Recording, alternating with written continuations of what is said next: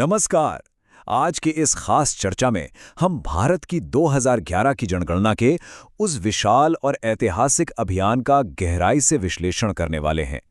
पुरानी तस्वीरों से लेकर आधुनिक शहरों और गांवों की बदलती झलकियां हमें बार-बार ये याद दिलाती हैं कि ये आंकड़े सिर्फ कागज पर लिखे नंबर नहीं हैं, बल्कि ये हमारे भारत की असली धड़कती हुई कहानी है। तो चलिए शुरू करते हैं। सीधे मुद्दे पर आते हैं। इस पूरे महाअभियान की शुरुआत एक बहुत ही सशक्त नारे के साथ हुई थी, हमारी जनगणना हमारा भविष्य। भारत की विविधता को दर्शाते अनगिनत अलग-अलग चेहरे हमें याद दिलाते हैं कि ये सारा डेटा, ये सारी मेहनत असल में इन्हीं लोगों के, यानी हमारे देश के भविष्य को आकार देने के लिए है। आज इस डेटा के विशाल पहाड़ को आसानी से समझने के लिए हम इसे 6 अलग-अलग हिस्सों में बांटेंगे। जनगणना का इतिहास, 2011 का वो विशाल आंकड़ा, शिक्षा और लिंगानुपात, धर्म, भाषा और निवास, 2001 और 2011 की तुलना, और आखिर में हम समझेंगे कि ये सब असल में इतना महत्वपूर्ण क्यों है। तो बढ़ते हैं सेक्शन 1 की तरफ। जनगणना का इतिहास, भारत की जनसांख्यिकीय गिनती की शुरुआत। आइए समझते हैं कि भारतीय जनगणना की ऐतिहासिक नींव आखिर कब और कैसे पड़ी। जनसांख्यिकी का यह सफर बहुत ही शानदार रहा है। अगर हम 19वीं सदी के पन्नों को पलटें तो पहली बार गिनती 1872 में हुई थी, लेकिन एक नियमित जनगणना की शुरुआत 1881 से हुई। इसके बाद आज़ाद भारत की पहली जनगणना 1951 में संपन्न हुई। इसी तरह हर 10 साल में होते होते 2011 का वो साल आया जो हमारी 15वीं राष्ट्रीय जनगणना थी और आज़ादी के बाद की 7वीं। सेक्शन 2, 2011, एक विशाल आंकड़ा, इस पूरे ऑपरेशन का पैमाना। अब जरा उस स्केल की बात करते हैं जिस पर 2011 का ये विशाल प्रयास किया गया था। 1 अरब से ज्यादा लोगों को गिनना जाहिर है कोई मामूली काम तो है नहीं। तत्कालीन जनगणना आयुक्त सी चंद्रमौली के नेतृत्व में इसे बहुत ही बारीकी से 2 चरणों में अंजाम दिया गया। पहला था हाउस लिस्टिंग, यानी घरों को चिन्हित करना, और दूसरा था पॉपुलेशन एन्यूमरेशन, यानी लोगों की असली गिनती। और सबसे दिलचस्प बात, यह पहली बार था जब बायोमेट्रिक जानकारी और नेशनल पॉपुलेशन रजिस्टर यानी एनपीआर का डेटा भी इकट्ठा किया गया था। यह अपने आप में एक बहुत बड़ा कदम था। और फिर सामने आया वो हैरान कर देने वाला सा अंतिम आंकड़ा, 121 करोड़ 8,54,977। जी हाँ, 125 करोड़ से भी ज्यादा लोग। ये विशाल संख्या हमें बताती है कि 2001 से 2011 के बीच हमारी दशकीय वृद्धि दर 17.7% रही। अगर इस विशाल संख्या को हम देश के नक्शे पर रखकर देखें तो राज्यों के बीच एक गजब का अंतर दिखाई देता है। उत्तर प्रदेश, महाराष्ट्र और बिहार सबसे ज्यादा आबादी वाले राज्य बनकर उभरे। वहीं दूसरी तरफ सिक्किम की आबादी सबसे कम दर्ज की गई। जिलों की बात करें तो महाराष्ट्र का ठाणे सबसे ज्यादा आबादी वाला जिला था, जबकि अरुणाचल प्रदेश की दिबांग वैली में सबसे कम लोग रहते थे। जनसंख्या घनत्व यानी पॉपुलेशन डेंसिटी में भी हमें बिल्कुल ऐसा ही जबरदस्त कॉन्ट्रास्ट देखने को मिलता है।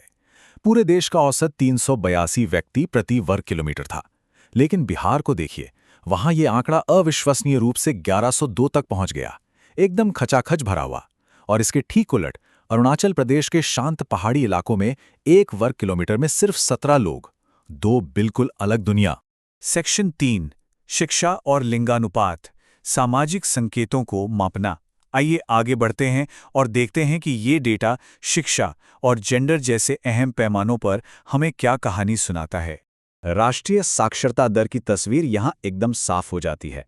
कुल साक्षरता 74.04% दर्ज की गई। लेकिन यहाँ ठहरकर ध्यान देने वाली बात है पुरुषों और महिलाओं की शिक्षा के बीच का वो बड़ा अंतर। जहाँ पुरुष साक्षरता 82.14% थी, वहीं महिला साक्षरता सिर्फ 65.46% तक ही पहुँच पाई। और जब हम इसी चीज़ को राज्यों के स्तर पर परखते हैं तो फासला और भी हैरान करने वाला हो जाता है।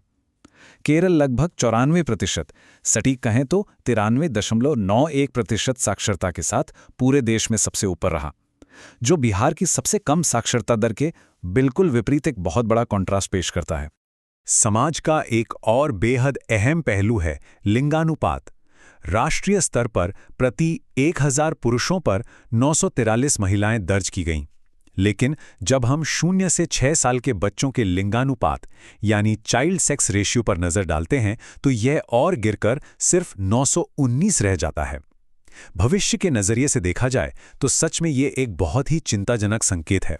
इस मामले में भी केरल 1084 के शानदार अनुपात के साथ एक बेहतरीन अपवाद साबित होता है।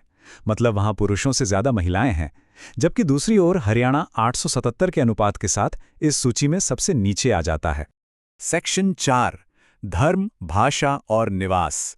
1.2 बिलियन लोगों की विविधता।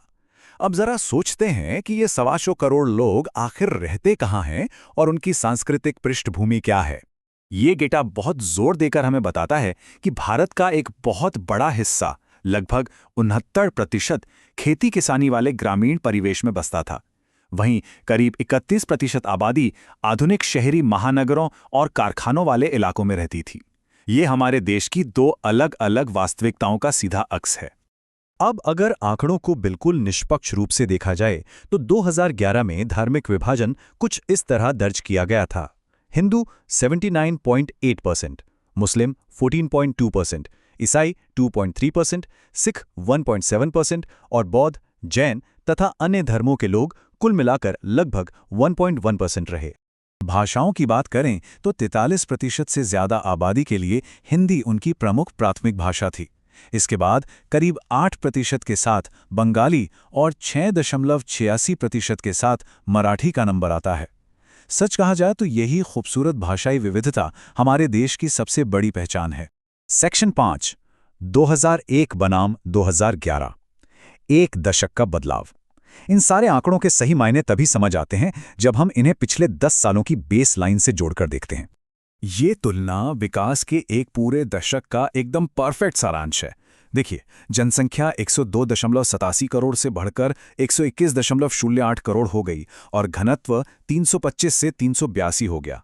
लेकिन सबसे अच्छी खबर ये रही कि साक्षरता 64.8% से छलांग लगाकर 74.04% तक पहुंच गई और लिंगानुपात में भी 933 से 943 तक का एक बहुत ही सकारात्मक सुधार देखने को मिला। सेक्शन 6 ये सब इतना महत्वपूर्ण क्यों है? इन नंबरों का असली दुनिया पर असर। अब सबसे बड़ा सवाल, प्रतियोगी परीक्षाओं के अलावा आम इंसान के लिए इस भारी भरकम डेटा को याद रखना और समझना क्यों मायने रखता है? क्योंकि ये सिर्फ नंबर नहीं है, ये पूरे देश के विकास का एक बुनियादी ब्लूप्रिंट है। सरकारी योजनाएं बनानी हो, संसदीय सीटों का परिसीमन तय करना हो या फिर शिक्षा, स्वास्थ्य और रोजगार की नीतियां तैयार करनी हो, ये सब कुछ इसी डेटा पर टिका होता है। यही आंकड़े सरकार को बताते हैं कि गरीबी कहाँ है और विकास के संसाधन तुरंत कहाँ भेजे जाने चाहिए। और इसी के साथ हम एक बहुत ही दिलचस्प मोड़ पर आ जाते हैं। सोचने वाली बात यह है कि जैसे जैसे हम भविष्य की नई जनसांख्यिकीय गिनती की ओर बढ़ेंगे, ये पुरानी बेसलाइन कितनी बदल जाएंगी और वो नया डेटा भारत की कौन सी नई कहानी बयां करेगा। हमारी जनगणना, हमारा भविष्य का वो वादा अगले बड़े बदलाव के सामने कैसा प्रदर्शन करेगा। इस विस्तृत चर्चा में शामिल होने के लिए बहुत बहुत धन्यवाद। ऐसे ही सीखते रहिए और आंकड़ों के पीछे छिपी असली कहानियों को समझते रहिए।